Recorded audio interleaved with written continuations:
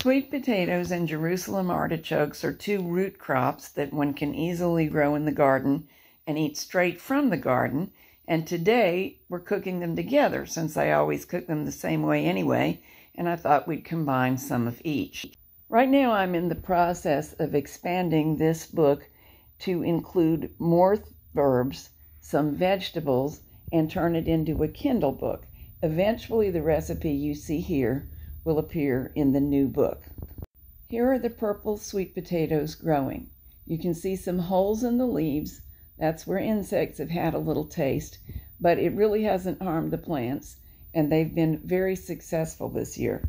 Here are some little ones still attached. I'll try to tuck them back in and let them keep growing. In southern gardens, sweet potatoes can grow a long time, all the way to hard frost. And I plan to protect these from the first light frosts with clear plastic. As long as they stay warm and humid, they will survive and they don't have to be harvested until I can't keep providing those conditions. Here are the Jerusalem artichokes in full growth. At this point, it was the middle of summer and they're upright and green.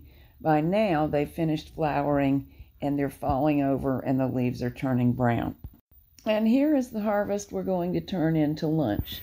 You can see that the sweet potatoes have a dusting of dirt on them and some little root hairs. Those are really easy to wash off and then use a paring knife to just scrape off the root hairs. There's no need to peel them. The other things that you're looking at are Egyptian onions and garlic chives, which will be prominently featured in the book because they work so well in southern gardens. Because of their bumpy surface, Jerusalem artichokes take a little bit more cleaning than the sweet potatoes or than white potatoes do. A brush with stiff and long enough bristles is a good solution. While Jack cleans the artichokes, I'm cleaning the sweet potatoes. Also cleaning and chopping 4 peppadews from yesterday's harvest. This is a small, slightly spicy pepper originally from South Africa that has done very well for us and will also be covered in the new edition of my book. With the artichokes nice and clean, we'll just chop everything up in chunks no bigger than a ½ inch across. The rounded artichoke tubers are crunchy and quite fine textured. They mash to be really smooth. These longer tubers tend to be fibrous and tough.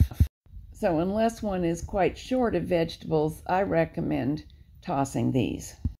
We'll also include some salt to taste. About a ½ teaspoon pleases us, and 1 clove of garlic.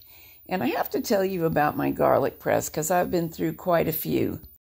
This one from Pampered Chef is the only one that's held up and really performed well for me, and I've had it about 20 years. We'll toss everything in a pressure cooker with about a tablespoon of canola oil and a ½ cup of water. You don't need very much because it's not going to lose very much. And then we process it at hot pressure for 7 minutes. With that done, we'll use the quick release method so we can get right back into the food and mash all the ingredients together. We're using the Pampered Chef potato masher here too. I'm sure you could use an immersion blender, but it's not really necessary. You're watching this in real time, and it purees quite quickly. If this meal was to be a side dish, you could add more spices and butter now, but we are going to have it for a main dish, which requires some protein. So let's add some shredded pepper jack cheese, or the cheese you like the best.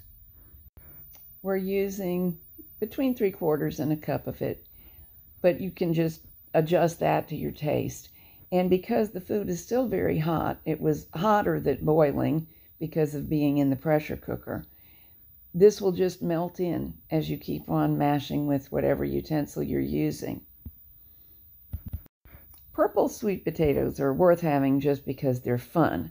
They grow in the same manner as other sweet potatoes.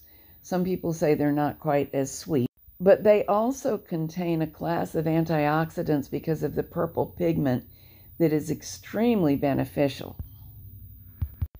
Our lunch was delicious, and our kitty cat, who licked the bowls, agreed.